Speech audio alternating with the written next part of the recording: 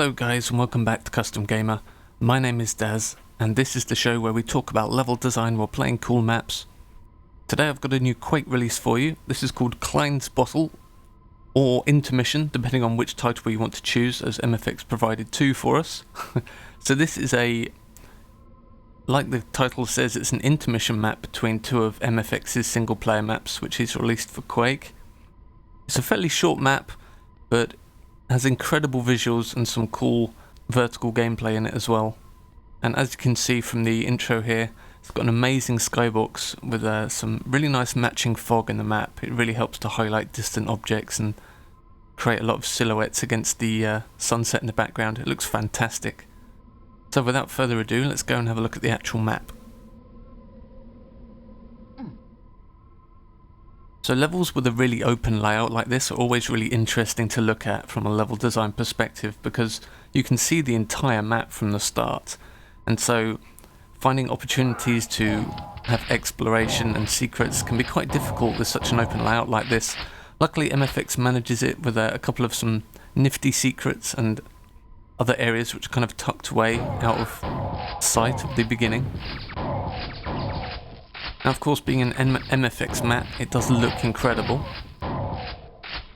Generally, skyboxes are always kind of a hit or miss thing in Quake. I think this one actually works really, really well though.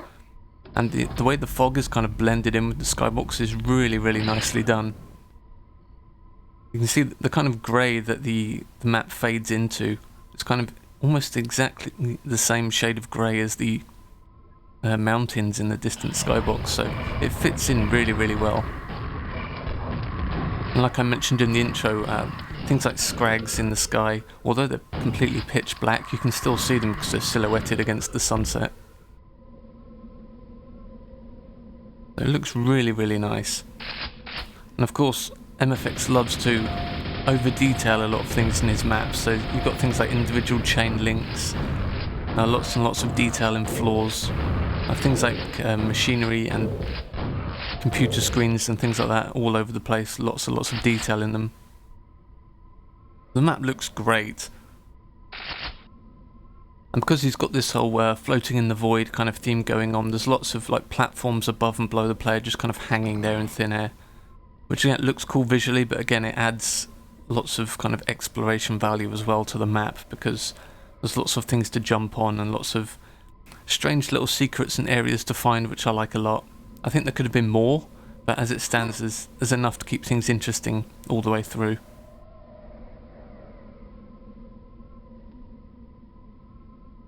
So here's a good example. You've got like teleporters hidden at strange angles. This one you have to find, and it brings you to the top up here.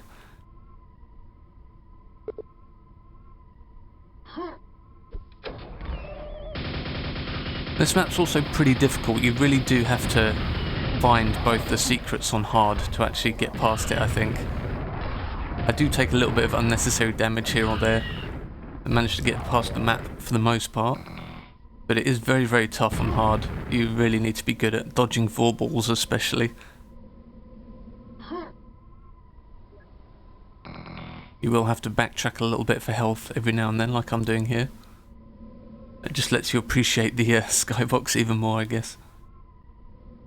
Now, another issue with having the entire map visible right from the start is that it's very hard to kind of place monsters in the player's way without teleporting them in. There is quite a bit of teleporting in this map. Luckily, none of it is really, really kind of obnoxious.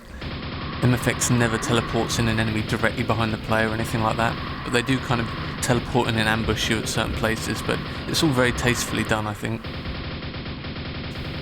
I think there could have been a couple of areas where perhaps there's walls in the way with enemies hiding behind them, but for the most part it's all done with teleporting. So here I'm actually, because these two Vors teleported in when I hit the button with the axe, it kind of made me forget what I was up to, that I actually need to go back behind me to the door I opened with that button.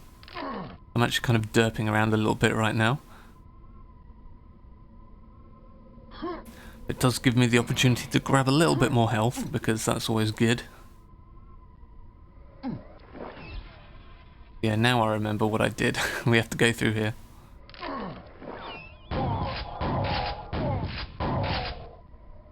again, here you got like individual wood paneling with individual bits of wood everywhere. Something you very rarely see in Quake,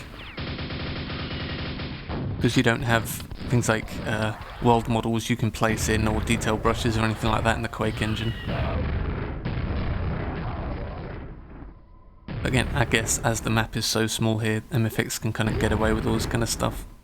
Now unfortunately, I'm going to speed forward this a little bit because I end up getting to a long-range shotgun fight with a Vor, which is amazingly entertaining to watch. Not. So let's just get past this. You'd also think that after 17 plus years of playing Quake I will have learned how to avoid a Vor ball around the corner, but nope. Slow learner, I guess.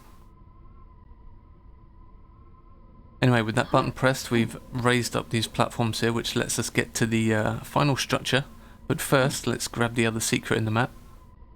This one was really well hidden. It took me a long time to find it. A couple of playthroughs, but managed it in the end. It was only because on one of the previous attempts at completing the map, the intermission camera at the end showed that secret, and I kind of worked out where it was from that. I don't think I would have found it otherwise. Again, here you've got all the wood paneling, all this crazy detailing which you don't normally see in Quake. This area kind of reminds me of the structures in Guild Wars 2.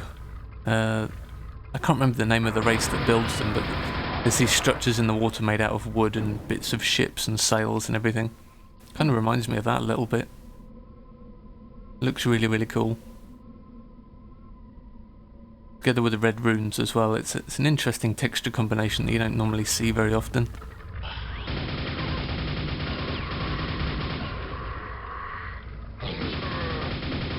And we get up to the top here. I like the fact that you're kind of raised up into the sunset and the skybox. That looks really, really nice. And this whole area is kind of cut away from the rest of the map, so if you look down you can't actually see the rest of the map below you. I think it gives it a nice feeling of progress. You're kind of so high up that you can't see the rest of the map. And the teleporter is ready. It's a really cool kind of void or space map, if you like. It has some really cool gameplay in it as well, and some nice secrets which I enjoyed. I'm looking forward to the next full MFX SP map. So, thanks for watching guys, I'll see you next time.